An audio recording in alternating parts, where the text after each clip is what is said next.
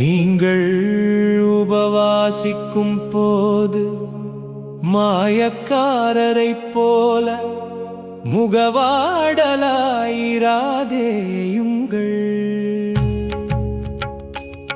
அவர்கள் உபவாசிக்கிறதை மனுஷர் காணும் பொருட்டாக தங்கள் முகங்களை வாட பண்ணுகிறார்கள்.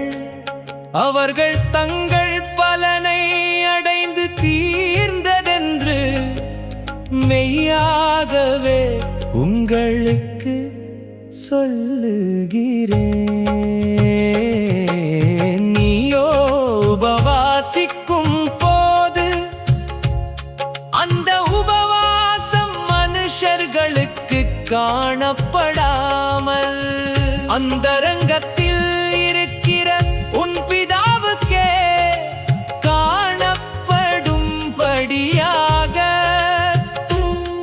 உன் தலைக்கு எண்ணெய் பூசி உன் முகத்தை கழுவு. அப்பொழுது அந்தரங்க